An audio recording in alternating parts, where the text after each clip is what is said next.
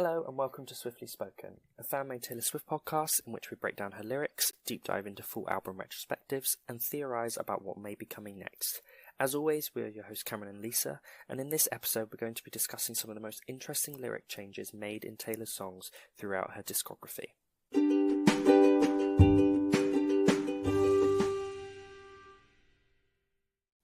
After being honoured as Songwriter-Artist of the Decade recently, we also wanted to celebrate Taylor's songwriting by going over 13 cases of lyrics that were changed from the original session or diary pages and then were altered on the final studio version.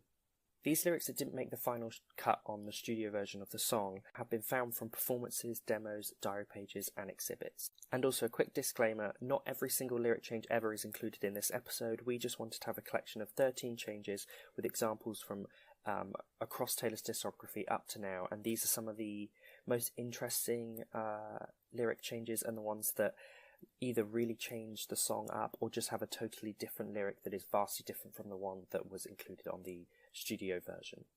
The first lyric change that we want to talk about is Tim Mcgraw, and specifically the Tim Mcgraw bridge. It's one that we have mentioned before, but we really wanted to get into it now because honestly, the lyric change does change the whole tone of the song. Like, it changes the ending to the story that is being told. Oh yeah, totally So there are a few different changes throughout the song. So in the pre-chorus and chorus, the changed lyrics, the original lyrics should I say, were, "It's hard not to find it all a little bittersweet, but looking back on all of that, it was love to me. And when you think happiness, I hope you think that little black dress, the one you said you always liked best, next to my old favourite pair of blue jeans." So these two changes aren't that notable. There's like little tweaks here and there that she ultimately came up with. But the big change is in the bridge. So the original bridge of Tim Mcgraw is, "Been back a couple times since then and I didn't look you up, but some trains you can't catch again, you gotta leave it as it was." I love this. I kind of wish that the version we had at least like a better demo version of it, because the demo that we have is kind of her like kind of playing the piano and it's really crackly and you can't, you know what I mean, it's not really, audio quality is not the best on it. So I wish we had some version where this was really, I don't know, I love this bridge. Something about the like, but some trains you can't catch again, you've got to leave it as it was. I just love that kind of visual of just the fact that she's gone back home and she hasn't kind of looked, like, I didn't look you up, I haven't been kind of checking on what you've been doing because I've realised that train's kind of left and I've just got to accept it. And I just love how kind of poetic that bridge is. I really love it. Ultimately, the bridge that we did get is so different because it changes. I mean, we have, and I'm back for the first time since then, and I'm standing on your street, and there's a letter left on your doorstep, and the first thing that you'll read, and then we go back into the chorus. So, obviously, in what we have now as Tim Mcgraw, she goes back, and like you said, she doesn't avoid looking them up. She doesn't, like, say, okay, it's over. She actively seeks them out and leaves the letter on the doorstep. So it kind of gives us like these like a fork in the road and these two paths, one with this ending and the other one with the other ending, and just those four. It's like an alternative ending, yeah. Definitely, just with these four lyrics, like the whole song changes. Which one do you prefer? I prefer the original just because it literally gives me goosebumps every time I hear it. The sad ending.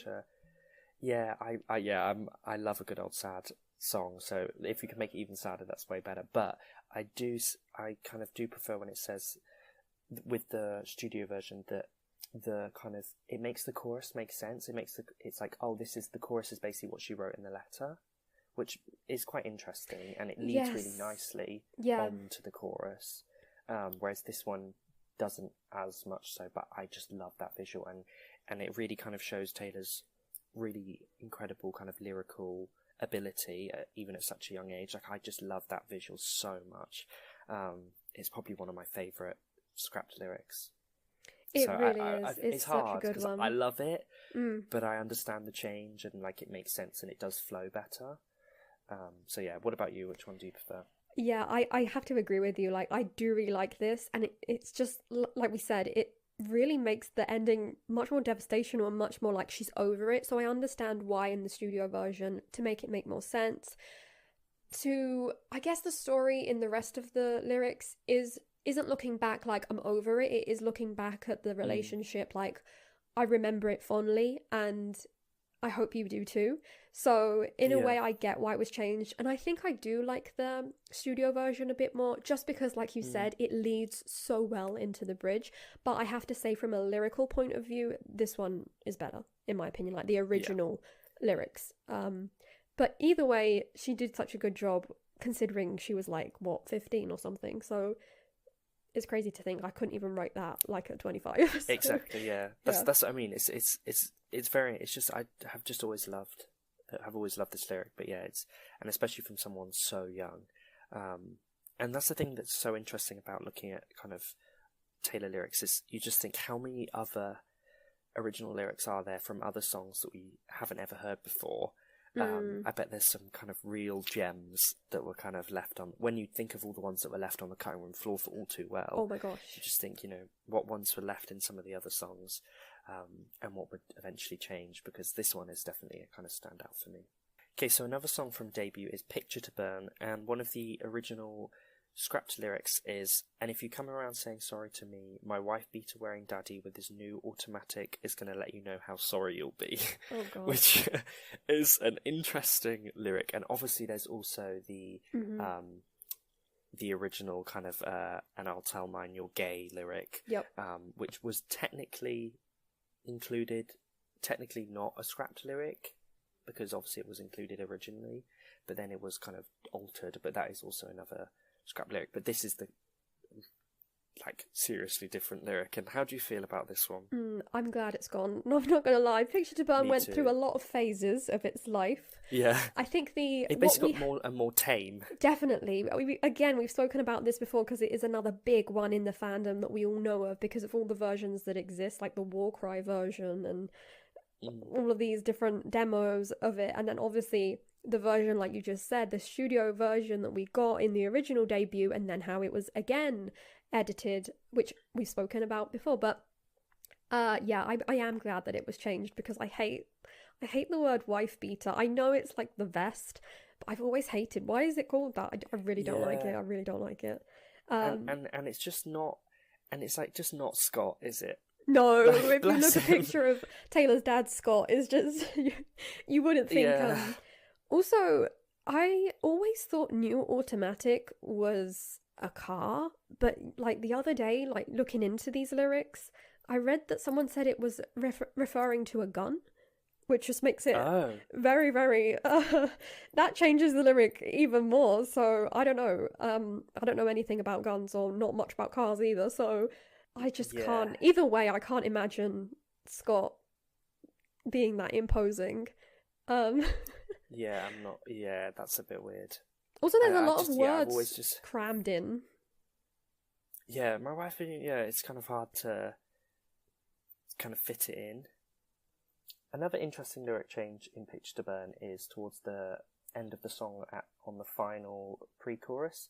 And the lyric change is, as far as I'm concerned, in case you haven't heard, you're just another picture to burn. Which I really like, that kind of lyric. It kind of adds an extra kind of another layer. Normally with kind of country songs and Taylor and stuff, the kind of final chorus is always slightly altered a little bit. So it kind of changed it up a bit and does add another layer. It's nothing exciting or vastly different in comparison to the wife beater wearing daddy with his new automatic. Which is a little bit threatening, I think, to be honest. Honestly, the tone, you said, it was toned down and tamed down throughout time, but that original version, like with all of these little additions to it, was definitely a bit threatening. Yeah, she was. It's deeply country, I must say. Yeah. Yes, definitely. Next up, heading into the Fearless era, we have Superstar. So this is one that I haven't heard many people speak about, but definitely this change was very purposeful and would have, well, it has become the talk of the town at the moment. But so we have a few different changes. Firstly, the original lyrics said, "I knew when I saw your face on a TV screen in a crowded place, that beautiful smile would be the one thing that would take me down." Another change lyric, and this one for me is the most interesting, is, "You've played in bars, you play guitar, I know that you were born in Arkansas." And that ultimately was changed to what we know now, as I'm invisible and everyone knows who you are. So this change lyric is interesting because it opens up like an extra layer of who this song is about. Not to, overanalyze things, but by mentioning like, I know you were born in Arkansas is such a specific detail, and also a very fan behavior of her. Yeah, definitely. But to be fair, I guess you would say it, because I was trying to think, like, that doesn't really, like, sound like it would go very well. Like, you played in bars, you play guitar, I know you're born in Arkansas. But I guess she says, like, Arkansas. Yeah. Play guitar. Yeah. But yeah, it is an interesting change, because then it does make you kind of think, oh, who is born in Arkansas then? Yes. But yeah, it is interesting. Another thing that I find quite interesting as well is that the kind of the TV screen one and would be the one thing is another thing that obviously then links back to the one thing, Bye Bye Baby song, this interesting crossover lyric. And also she used around this time a lot during kind of debut and early Fearless, the like beautiful smile, beautiful eyes. She used that as a way to describe things a lot, with even like the original Sparks Fly lyrics with like your beautiful eye, you know what I mean? Yeah. And obviously the song Beautiful Eyes, Beautiful Smile. I don't know, it's just interesting because there's a real kind of, there was certain kind of lyrics that she was kind of using a lot around that time. Yeah. And like, you would be the one thing that would take me down. Like, that is very similar to the lyrics in The One Thing. Yes. Yeah. So yeah, it's interesting. Which is funny because they both ultimately got scrapped in one cut. way or another. Yeah. So, yeah. But yeah, I definitely think this one, as you said, the rhyming would obviously be thanks to her accent, not our accents. Exactly, but, yeah. But yeah, it's definitely interesting. Again, how are you feeling about? Would you have liked it to stay with Arkansas? No. I kind of would, but I find it a bit creepy. It's like, I know you were born here, like that. Well, if I was the guy this was being sung about, I'd be like, okay, like that's a little bit creepy. How do you know that? Why are you googling me? Like, what the hell? Yeah. Whereas I think like, and everyone knows who you are. It seems a little bit less like, I know where you were born. Yeah, you know what I mean? Like, it's more like everyone knows where you were born. Kind of like everyone knows who you are. Yeah, establishing that, I guess. And again, it would have added that layer that made us kind of, as fans, dig deeper into the song. Yeah. Although we do have this from like its demo versions and stuff, and no one kind of knows who this song is about, really, definitively. So that's fun. No, and yeah, the Arkansas does kind of suggest certain people, but even then, people are very kind of still up in arms about who it maybe is. But no, I definitely prefer the studio right lyrics over this, just because I just find them it's a little bit like Tim Mcgraw. They're a little bit intense, and these are just a little bit invasive. That's funny how these first three that we've seen have been more intense. Like the original lyrics were more intense, and then they were kind of like toned and tamed back for their final releases, which is, I guess it's understandable because these were released really early on in her career, so like you don't want to go too intense. But yeah, interesting. Exactly, yeah. It's like they were very careful of how Taylor was perceived, and they were kind of really, in her initial career, were really kind of marketing her as the girl next door. And you know, the girl next door wouldn't be like, my wife beating wearing daddy's gonna get his gun. You know what I mean? I know where you were born. Like, I get it's that, a little bit, and and lyrically, the new lyrics are just better anyway. Okay, so another song from Fearless that had kind of major lyric changes is The One Thing and Bye Bye Baby. Obviously, the biggest change is the title, the chorus, basically half of the verses as well were changed. And if you want to hear all these changes and hear us discuss about them, head on over to our Fearless Vault episode where we discuss the Fearless Vault in depth and discuss all of these lyric changes in detail and analyse them and discuss whether we prefer the original One Thing lyrics or the by Taylor's version lyrics. Another song that we have spoke about deeply is Sparks Fly. Its original version, its like concert sung version, and then its final version. We have a whole episode about that song in specific because it's just so interesting. If you want to check out that as well, you'll get all of the details of the three like different iterations of the song and all of the different changes. But one I really want to point out again is, because it kind of fits this pattern that we're seeing, is like these very, very specific lyrics that then she kind of edited out. It reminds me a bit of the You Were Born in Arkansas. It's Tonight is the 31st, Yeah. which we kind of deciphered in that episode. Referring, obviously, Sparks Fly was written a long time before it was ultimately released on Speak Now. And it is supposedly about this Halloween party that went down on October the 31st. And in the original lyrics, she does mention Tonight is the 31st, which is 31st. so cool. Interesting, yeah. And another interesting one as well, just to quickly mention, is she says, like, your brown eyes. Yes. Which is obviously totally different from the green. And then obviously we have all the stuff about, like, you kiss me, and it is very intense. And yeah, and then the moon, there's lyrics about the moon. They are very, very different. That original kind of handwritten lyrics, and it's quite hard to decipher because a lot of them are scribbled. But yeah, definitely check out that episode because we really do go in depth. And it was really fun properly analysing, like you said, the different stages of Sparks Fly, and again how it was ultimately tamed down and made less specific, and the lyrics were improved. I definitely think that because some of the lyrics were kind of a little bit clunky, a bit like how we said with Pitch to Burn, there's way too many words in that lyric, and some of the original Sparks Fly lyrics are a little bit clunky, but some are very interesting, but they were kind of tamed down for the kind of eventual Speak Now version of the song. Moving on to the next song, which is much discussed and is it makes a lot of sense to talk about even nowadays. It's All Too Well. So obviously we've got a lot of lyrical changes for All Too Well. We have its original studio version, then years and years later we got the Lover Diary cut lyrics, and then years after we finally last year got the 10-minute version, which again something we've discussed in a previous episode, but the final 10-minute version didn't include any of the Lover Diary lyrics. Which does amaze me. It really does. Yeah. Like, I don't know. It's strange. Yeah, there's a lot of debate about that because it opens the conversation to when were these 10-minute version lyrics actually written? Did she take ideas but not the whole thing? Why did she choose to give us these Lover Diary lyrics and then not include them?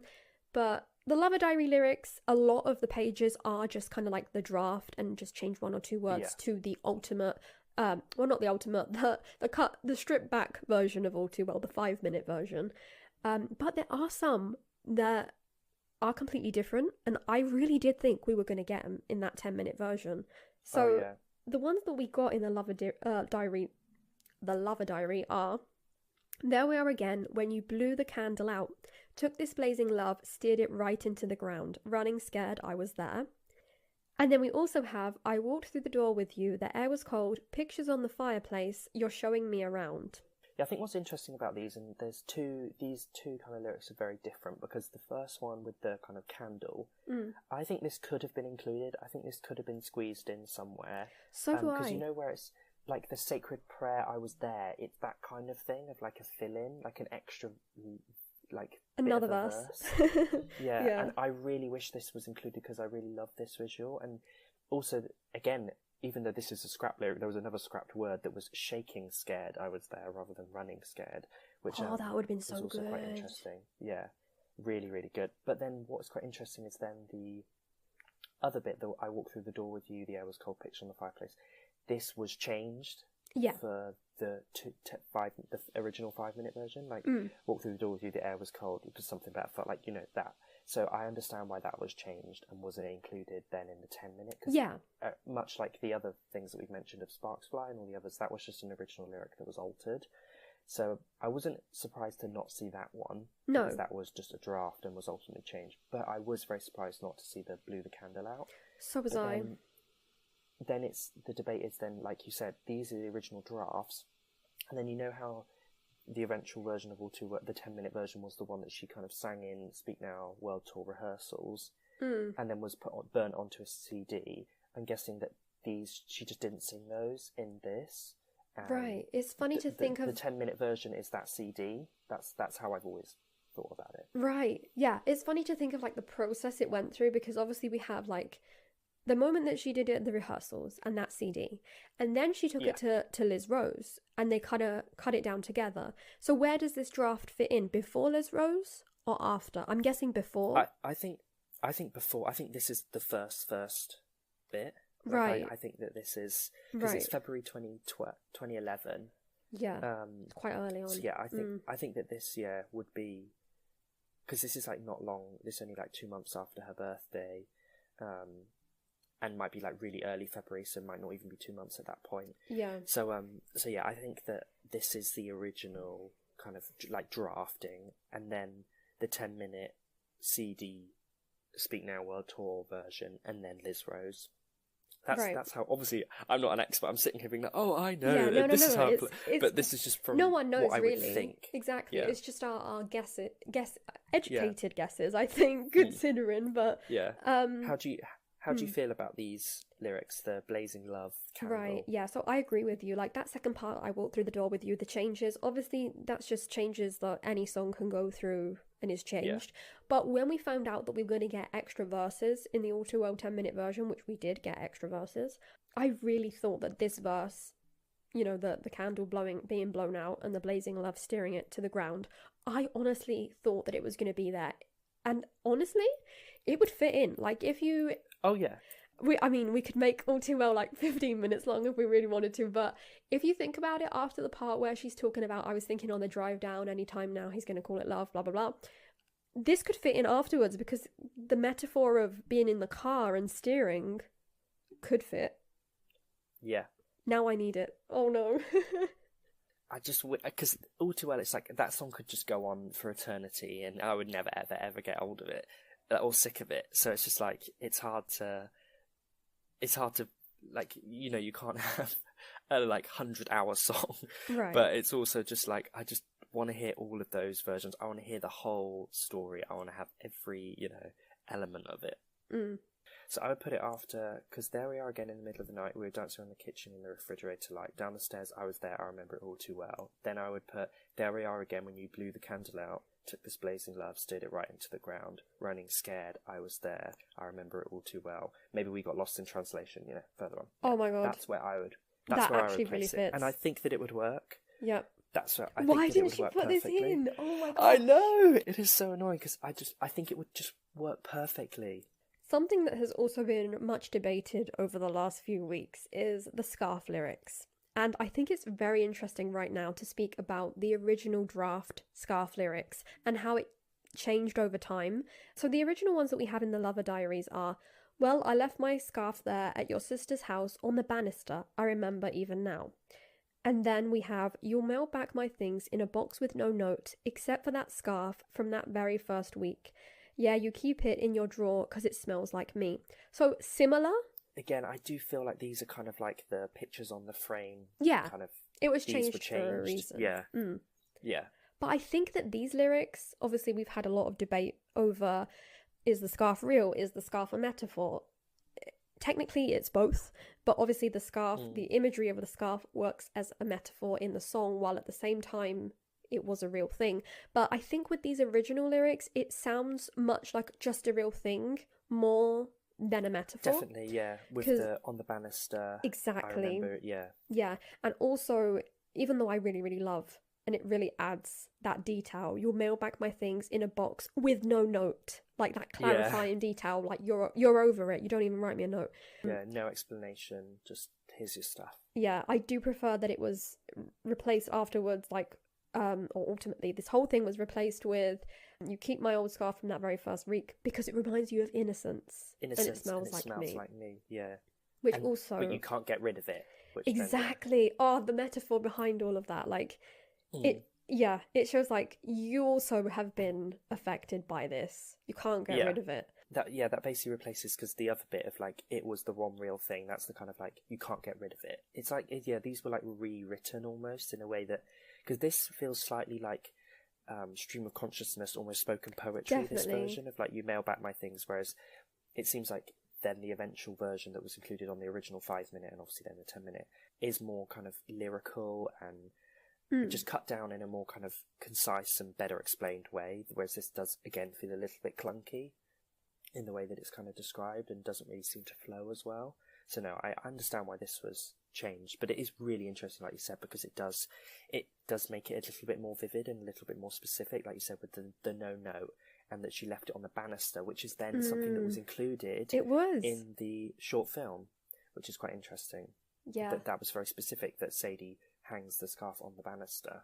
Definitely. So yeah, it is very interesting, and does make it, like you said, less of a metaphor and more of a specific detail of the relationship.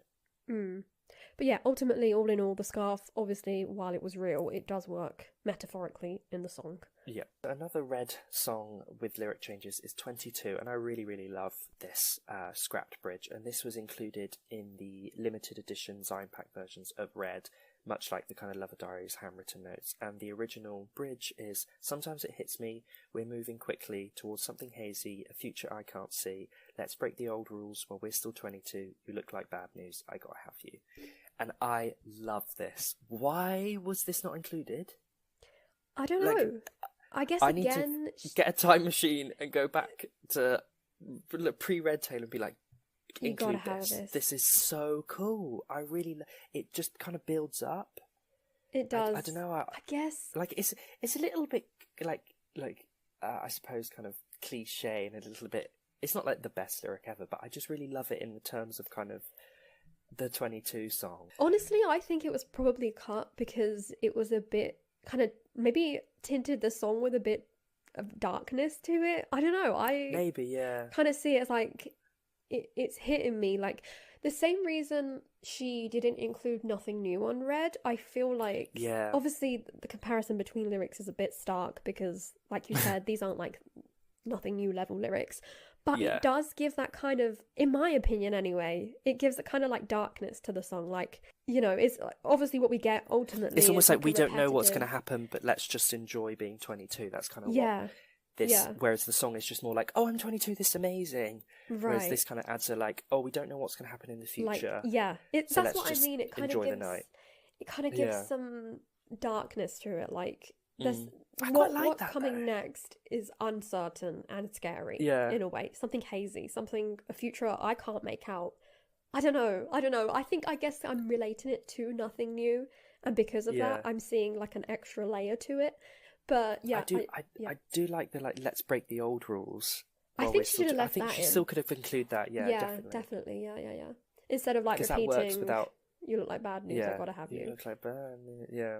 But no, I do agree with you. I do think that is probably the reason that maybe it was just a little bit heavy of kind of like, oh, there's this dark future ahead. So let's just enjoy being 22. So yeah, that's probably why she did change it. But I really like this one. I've always kind of, I know it just seems quite, what I really like about some of these is when you can place them in the song and you can kind of hear it, like the fact that I have this obsession with where I would put the burning candle all too well lyric, and this one you can, even when you're kind of reading it, you can hear how it would be sung and how it would probably sound and build up, and that's why I've always kind of liked this 22 lyric, because you can really kind of hear it and imagine what it would sound like if it was in the original. And I wish that there'd be a demo out there somewhere with this that would version. Be amazing. I would love to hear it. But honestly, it's hard because with all of these lyrics, like we found them through either things that she's published herself, demos that have leaked over the years, stuff like that. But in this case, I don't think she would have recorded it, because it seems like when she was writing, she kind of scribbled it out. She scrapped it, before actually going in and recording. So, But yeah, very interesting. Next up, we have another song from Red. We have Everything Has Changed. Again, we have a whole episode in which we deep dive Everything Has Changed. Look, like, what changed, what didn't. And I think we're going to echo the feelings that we did back then. There's a lot of lyrics that were cut that are so good. Yes. For example, we have making me feel like falling for a Gemini, this feels right. Making me feel like I just want to know you better, grow old together, hold you forever. When you caught my eye, the look said you'd miss me all this time. Meet me there tonight so I can know that it's not all in my mind. That pre-chorus, I just want to know you better, grow old together, hold you forever. Hold you forever is so good, rather than just the repetition. Yep. I don't know. I just want to know you better. I just want to know you better. I just want to know you better. Yeah. I much prefer grow old together, hold you. It's so lovely. I just think that's such a lovely lyric. Again, I know it changes the song. Like she's getting carried, or they're getting carried away. Like, oh my god, I'm gonna know everything about you and grow old together. Yeah. It reminds me of Starlight. Have 10 kids and teach them how to dream. Where she suddenly says that. Yeah. But blows I really, kind of like jumps ahead. But I really think that she should have kept this, which is what we said in our episode where we went through all of the different changes and why they might have changed. But such good I think lyrics. what's quite interesting though to mention is obviously recently at the kind of Taylor Swift Education Centre in the Country Music Hall of Fame, they've put out the Run original lyrics, like handwritten, and there is no changes really. It's so to crazy the to then see. Run Taylor's version. Yeah. Which is really interesting because there's been a lot of debate with Bye Bye Baby and then All Too Well, 10 Minute, that maybe Taylor is changing lyrics and they're not the originals, you know, from their original form. Whereas Run is the original kind of form and is very much the song that we have now is the song that was kind of handwritten on those notes, which I think is really interesting, and I'm really glad that we've seen those because it makes you feel like, oh, okay, these songs are, you know, there are some lyrical changes and slight changes, especially with the Fearless Vault. The majority, I do think, are in their original form. Yeah. And it's really, really cool to see as well. Back in our Everything Has Changed episode, we did speak about Run and what we thought it would be and what it wouldn't be and when it was written. And just seeing those written lyrics at the top of the note where she's writing it, you have like the hotel that they were in, which you can like date to the actual day of the tweets coming out where they were writing the song. And it's just so nostalgic to see. But yeah, I agree with you. It's really, really interesting. And it really shows that some lyrics are exactly how they were 10 years ago. Okay, so the next song with lyrical changes is from 1989, and this is Blank Space. So these changes are from the voice memo that was included on the deluxe version of the 1989 CD.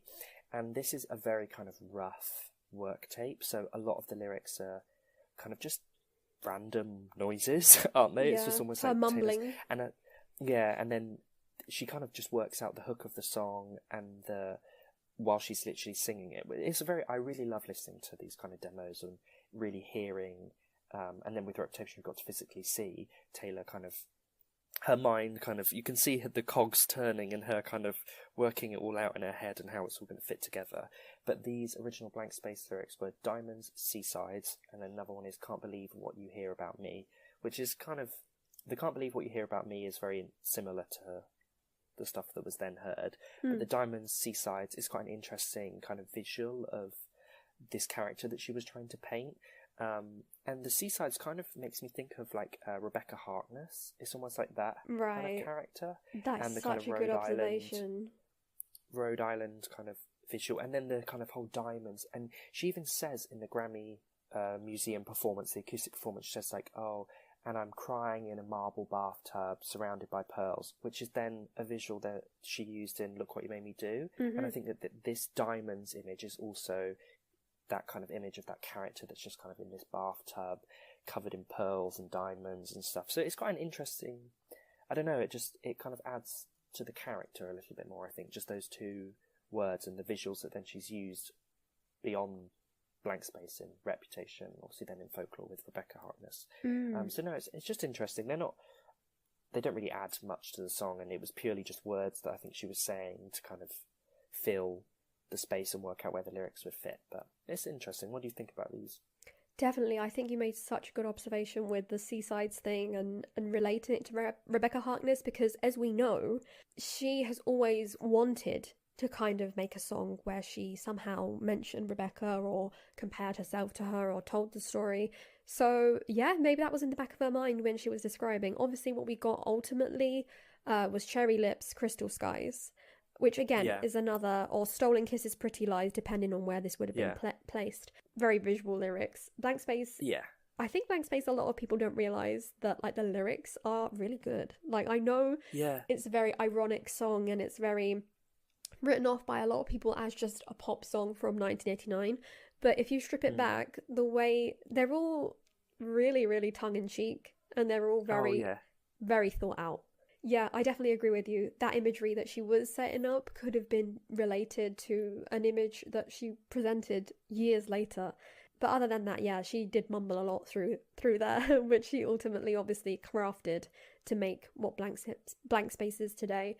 Next up from Reputation, we have Gorgeous, which is, of course, a song that a lot of people talk about not only because of the memes of the lyrics cut glass, but I honestly think that some of these original lyrics cut glass more than... Do cut glass, yeah they do. They actually do. The lyrics that we ultimately ended up with were much more like tamed back, and Gorgeous becomes more of a fun, kind of drunk, I'm here and I fancy you kind of song. But the original drafts for Gorgeous, and when she's playing around on the piano in the Making of a Song series, she comes out with these lyrics on the fly, I think. They're a bit too honest almost. They're a little in bit a way. Ooh, that's not correct. Yeah. So the biggest ones that we've got is, I got a boyfriend, he's older than us. I haven't seen him in a couple of months. I go through phases when it comes to love. I'm nothing that you want, but let me say. Oh, it's just so good. I really love that. I've got a boy. It just kind of works well. Like, I've got a boyfriend, he's older than us. I haven't seen him in a couple of months. I go through phases when it comes to love. It gives us so much information. That should have been included. Oh, yeah. Yeah. So obviously, that should have been included. Ultimately, we have, and I got a boyfriend, he's older than us. He's in the club doing I don't know what. You're so cool, it makes me hate you so much. No. Instead of, I go through phases when it comes to love. Oh. Yeah, exactly. Like, rather than, you're so cool. Yeah, no. I got a boyfriend, he's older than us. I haven't seen him in a couple of months. I definitely think, I understand though. I understand why they were changed. Like, Gorgeous, she wanted it to become more of like a playful, fun song, rather than like glitter pen, as she would describe song. Yeah, exactly. Whereas, rather than kind of like, I'm I like to cheat on people. Oh god, which is kind of no, but that's kind of like, I go through phases. It's almost like, I bin people off really quick. It adds to the media. The media would have taken that, and been like, she, you know what I mean? She's even saying that she likes to cheat and she goes through phases and doesn't really stick around for very long. It's kind of like the blank space. The character that she created from blank space, that's almost like that character coming out a bit. You know what I mean? But even and like, I don't agree with that. I'm just saying that's how it probably would have been perceived. And even further than that, though, I think it's kind of like, again, it's like the 22. Maybe again, I read too much depression into things, but again, it's like, I go through phases. I kind of read it as like, sometimes I'm really, really good, and then it's like, kind of like it's going to be forever or it's going to go down in flames. So again, like you said, relating it to blank space, but then the devastational lyric, I'm nothing that you want. Yeah, which is almost quite sad. It kind of reminds me of the peace thing of like, I can't give you peace, this is not what you're going to want, but let me just introduce myself and maybe we'll go somewhere. Yeah, whereas obviously what we ultimately get is her being like, oh my god, you're so cool, I really want to speak to you, oh my god, I'm taking the mick out of you because I fancy you. Out of you because I fancy you, yeah. Which, again, I understand. Yeah. Like I said, I think probably because she thought that maybe people would just take it out of context. Well, she had to be very careful. I mean, Reputation on its own is very misunderstood album, but... Oh, yeah. The way... The moment that she was living in at that moment must have been so hard to even write in and know, what can I put out to the world, which won't be misconstrued, what can I keep to myself. But just we have to thank Taylor for giving us these Making of a Song series, because I'm amazed that she did during Reputation, because she was so careful with Reputation of, it was just the album and that was all you were going to get. You were not going to get any explanation or anything like that. Whereas some of these, and a lot of the Making of the Songs, don't really tell you that much other than how they were crafted, and you just kind of see her create the song. But Gorgeous is the one that you're really like, oh, that's interesting, because that's a totally different so much background information. Story. It really does give us a lot. Yeah, I definitely love these. I kind of wish they would have been kept, but I understand that they would have made Gorgeous a very different song. Okay, so the next song is from the album Lover and is the song Lover, and one of the original lyrics is, we could let our friends crash on the couches, we could leave the Christmas lights up till April, which is not drastically different from the eventual release version. But I actually kind of prefer leave the Christmas lights up till April. Yeah. It makes it seem, because we can leave the Christmas lights up till January. I mean, I do anyway. Yeah. Yeah. Which, again, was something that came up a lot in the Lover era, and we had some unfortunate discourse about it. Yeah. Because it was just, it is a little bit like, everyone leaves their lights up till January. Like, whereas April is a bit like, okay, no, that's a bit extreme. Yeah, now. Like, you're going a bit farther. Spring. Yeah. So I think, that just should have been kept, because it makes it seem a little bit more. I don't know. It just seems a bit more like something you would say in that kind of situation where you're being like, we can decide whatever the hell we want to do. We could leave Christmas lights up all year. That's kind of what she's trying to say. But I suppose January sounds better than we could leave the Christmas lights up till April. Yeah, I don't know, the way it's sung, it doesn't sound as kind of... syllable makes it like flow January, a little bit more. It just sounds a bit better. But yeah, how do you feel about this? Yeah, again, we don't have many changes. In general, we don't have many original / change lyrics from the Lover album. We do have some from Me, but again, since we've already really discussed them. Yeah, Me's has the biggest one with the... Yes. Yeah, I say some bullshit on the phone, Definitely. which is very drastic to, then the kind of kids bop song that was released. Yeah, so since we've already kind of discussed them, we thought we could kind of discuss one that isn't discussed as much, although it doesn't really give us a lot, but that April-January thing, I think, like you said, it's very interesting, and it created a lot of discourse back Definitely. in 2019, 2020, so definitely. And of course, we also have alternate Lover lyrics in the form of the Shawn Mendes lyrics, which in a way, we've given our opinions on that, which aren't very positive, Yes. but I really do think that his lyrics give us the perspective to see just how good Taylor's lyrics are. Oh, Lover, like, not being Lover funny the song to Shawn. lyrics. Oh yeah, Lover Taylor's lyrics are just so good. Like, they are so good, and I just like adore them. And that's one of the things that I struggle with Shawn's version, was it's like, oh, you're taking out some of the absolute bangers. You know what I mean? Some of the real good lines. And he kind of took out the second verse, took out the end of the bridge, and I'm like, no, like, yeah. And that's why I think a lot of people struggle with it, because Taylor's lyrics are so good, and they are just so perfectly crafted, but in a way that isn't like kind of, I don't know, isn't kind of cringy. They were done in a very romantic way, whereas, I don't know, some of the Shawn Mendes ones just come across a little bit cringe, and they just kind of don't hit the same. It's hard, because you're treading a line between how far do I go to make this not sound really cheesy. Yeah.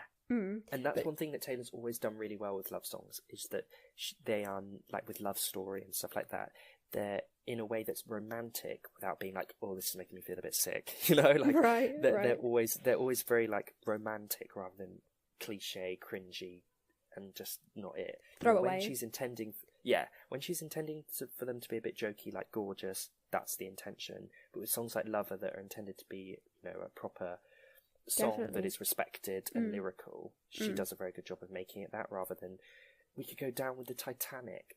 No. Not it. I'm sorry. I know that might go. PTSD. Some people might disagree, but not that those Shawn Mendes lyrics, bless him, are not for me. Of course. Lover OG and Lover First Dance, they're the two for me. First Dance, yes, definitely. Yeah. But yeah, of course, everyone will have their own opinions about all of these lyrics. And do let us know, do you prefer the original lyrics that we're speaking about? Are there any that you really would like, you die on the hill defending them? Are there some changes that you think were like absolutely necessary? Let us know, because we obviously have our own opinions. The 12th song that we're talking about is Cardigan, which again we had the demo or writing recording released to us, which I love them so much. Literally, this is the one that she sent to Aaron Dessner, which is so crazy. Again, it makes it gives you an insight into that kind of the creative relationship and the process of the Cardigan, that you just feel, it's almost like, I don't know, you feel like, oh, I'm seeing something that like is really exciting, because this was what was being sent when we had no clue, like this, I don't know, I really like that we get these kind of voice memos of what was sent to the producer or writer, when Taylor was crafting the song. It just feels it feels like you're slightly involved. It's like, oh, this is what I would have been sent if I was a producer or something. Like, imagine being sent this. I know. And just out of the blue, I just couldn't imagine how exciting that would be. I just love the insight it gives us to how the song has changed over time, and how either it's toned down like we've spoken about, or it's completely changed up, or, there's been a lyric that's a bit too personal, not personal enough, things like that. I really love it. And again, for Midnights, I don't know what we'll get and what we won't get, but just seeing that we got like a little behind the scenes teaser TikTok last week. Already, yeah. Oh, I do hope we get like because that real means recordings. She was filming. Yes. Yeah, exactly. I pray. Yeah, that was my first thought. Exactly, was please give us Reputation level making of the song, making of the song stuff, because I just love it, and I think Taylor fans, because she is so well known for lyrics, and that's something that Taylor has always kind of stood apart from other artists, is her incredible lyrical ability. Whereas most artists, people aren't overly interested maybe in how the song was crafted in the studio, their fan base. You know, I'm not too sure, but I'm just kind of making a generalization. With Taylor, because that is something that is so integral to her as an artist, that's just what people want to see. Like, that's what I want to see. I want to see, you know, Taylor creating these songs in the studio. I find it fascinating. It's so interesting, because I just love being able to see, you know, the process and the lyric change up, and just Taylor's kind of, I don't know, incredible kind of. I just love watching her kind of with Getaway Car, her and Jack coming up with that bridge. Amazing. It's just, I honestly just watch that all the, because it's just so interesting watching like lyrical masterminds like that. You can literally see it, them crafting this song and creating such an iconic, cool bridge. I just absolutely love it, and yeah, I'm praying that we get the same. Either we get those remixes at the end. Or basically, voice those notes. remixes on the Lavender version Yeah. are either going to be Elvira remixes of something, or they're hopefully going to be voice notes. Yeah, I hope so. I really hope so. But I'm feeling remix rather than voice memo. So am I. But I do feel like Taylor like you said, she's known for her songwriting. It is the craft that she's most proud of, and the process of that is so interesting. And honestly, in the last few eras, we've got a lot of, like, from Reputation, Lover, in Miss Americana, we got a lot of behind the scenes footage. Oh yeah. Cardigan and Willow, which are the ones we're going to speak about now, the last two. She didn't give us like loads and loads, but even through like the Long Pond Studio sessions, we got to see like how she was recording, where she was recording, and then obviously we got these 2 demo versions. So she knows that we like it. She knows that we're interested in seeing it. So I do hope we get something like a mini film at some point, a making of. Oh, I'd love that. Yeah. But going back to Cardigan, some of the lyrics that changed. Originally we have living in a gold age, sneaking to my birdcage, and laughing like a damn fool, breaking all the damn rules. And then we also have I knew I'd wish you would have changed your mind, I knew you'd miss me once the moment died, I knew to love would be to lose my mind. I love that so much. Oh, so good. I knew to love would be to lose my, and the way she sings it, it's just it gives me goosebumps. I love it so much. But it's hard because I love the Cardigan lyrics as well, all of them. Right, I was about to say. So how do you feel about these? Yeah, the thing is with this demo version that we've got, and it is widely available, is that it doesn't include some of my absolute favourite lyrics. So it doesn't have like leaving like a father, running like water, which, such a good lyric. But the changes that she made, honestly, I'm okay with losing. Gold age, birdcage, damn fool, damn rules, because what we get is pretty cool as well. I do really, really, really, really love I knew to love would be to lose my mind. And even the I knew you'd miss me once the moment died. I don't know. I just like the way it all kind of rhymes together. There, for example, I don't mind because like we get I knew you'd miss me once the thrill expired, which is expired. Yeah, true. Yeah, that is better actually. Yeah, I don't know. I think maybe it's the love that knew to love would be to lose my mind. Yeah, is the one that I love. What we get instead is and you'd be standing in my front porch light. I guess it makes sense that it needed to change, but it changes again. It changes the whole song. Cardigan this way makes it sound more like a Taylor personal song than a love triangle Betty is narrating song. Whereas with the changes of the birdcage and the changes of the standing in my front porch light, it does make it a part of the triangle. Kind of confirms it. Oh yeah, definitely. Maybe on her kind of, like you said, maybe while she was originally writing it, the kind of love triangle hadn't pinged in her head yet, and that kind of storyline maybe hadn't kind of been fully crafted. Don't know, again, this is purely speculative. So maybe she decided to change, because the gold cage thing is something, birdcage and gold age, I don't know, is something that seems very Taylor. And an image that we've got, again, through quite a few of the eras, the Reputation, Gold Cage, and the Look What You Made Me Do video, and now the pacing in our Self-Made Cages that she spoke about in the Midnights introduction. So, yeah, I do think it's more of a Taylor lyric, and we know definitely that more of a Taylor visual. August was made before Cardigan, so but maybe as she was making Cardigan, she kind of maybe related them together. We don't know, like you said, at what point it became a love triangle, but it's because it's weird because like Joe kind of wrote Betty, right? I guess maybe when she saw the three together, then she thought, okay, I see what's going on here. I can kind of create a storyline here. Yeah, it's interesting. Unlike the Tim Mcgraw bridge, which I would die on that hill to have that included in the original version, this I can accept. Whatever the studio version lyrics, we can live with, just as good, if not better. Probably better, realistically. But the Tim Mcgraw bridge, I just need that on. If she changed it up, if she did a Girl at Home for Taylor's version of Tim Mcgraw and put that bridge, I would you're happy. Going that far. I would be that happy. Okay. Yeah, definitely. There's something about, and the 22 bridge as well. Unfortunately we're never really going to get that, but definitely definitely not now. But no, those two I would happily die on the hill. But the Cardigan one, I would give up the I Need to Love Would Be to Lose My Mind lyric to just keep the studio, because I do really like the studio version. Okay, so the 13th song that we're going to look at the original lyrics of is Willow, and some of these original lyrics again come from the demo, much like the Cardigan original lyrics, and these lyrics are: drown in your current like a priceless wine, and it was only one game I'd die to win. Yeah, we don't get as many changes as we did for Cardigan, I guess because she was deeper into her songwriting, folklore led into Evermore. And I do think that a lot of her songwriting in Folklore and Evermore, and especially Evermore, were like one take kind of things. Like she wrote it and she was happy with it, which just goes to show. And this is kind of a proof of that.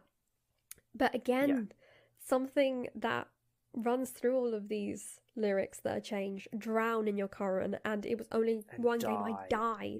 It's so like disaster, like this is going to destroy me, this love I'm fighting for. So another interesting change in the sense that it was much darker before. Yeah, I definitely agree with that. And I think it's interesting that it's like cheat to win and kind of like lost in your current. It's interesting that it was tamed down, like with the Picture to Burn, in a different way. It was less kind of a like that this love is going to kill you, and it's something that you should be slightly concerned about, rather than just like you're just kind of lost in it in a kind of hopeless way, rather than a life-threatening way of drowning and dying. It's quite intense, but these lyrics, to be fair, they're just ever so slightly different. It's kind of like the Blank Space ones, really. It's just slightly changed up and not as interesting as the Cardigan ones. Oh, definitely. There's definitely some in this list that are very, very like your Tim Mcgraw bridge and the lost verse of All Too Well. I'm going to call it from now on. And Everything Has Changed is one that I'd really die on the hill for. Gorgeous. Everything Has Changed as well, actually. To be fair, some of these maybe there's more than just Tim Mcgraw. Maybe I'm just being like blinded by my absolute obsession with that bridge. But I think, to be fair, the lost verse of All Too Well, like I could go back and rewrite that for her and I could fit it in where I think it would work. It can work. We can take out a couple of a couple of seconds off the end and we can fit it in. That 22, Everything Has Changed, and Gorgeous. I think those I would all definitely fight for to be changed, because those are definitely the best. I go through phases. That needs to be in there. Sorry. Gorgeous Taylor's version. That's what I'm saying. Come through with a remix. Yeah, exactly. Haven't seen him in a couple of months. I go through phases when it comes to love. No one's going to complain. So good. Or if someone out there is like really good at remixing things, please just take the audio from the demo version and put it over the... Oh, yeah. Oh, I wish I had the ability to be able to do that, because that'd be so interesting. Maybe we need to deep dive. If anyone has ever heard that or seen it or can do it, link it to us, because I would absolutely love that version. I would happily love to hear that version. Yes, exactly. Definitely. I would be very, very happy. And of course, these aren't the only songs that Taylor has with lyric changes. These are just some of like the most stark ones, like you said. there's a lot of other ones that we could chat about. So if you enjoyed, please let us know, and we can do like a part 2 at some point. And even hopefully for Midnight's, if she gives us the making of the tracks, which I would love so much. I would love that. So let's hope. Too. I very much love that. Okay, so we've now come to the end of this episode. We hope that you enjoyed hearing some of the changed lyrics as much as we did kind of analysing them. If you did enjoy, make sure that you subscribe to our YouTube channel, follow us over on Instagram at Swiftly Spoken Podcast, and rate and review us on Spotify and Apple Podcasts.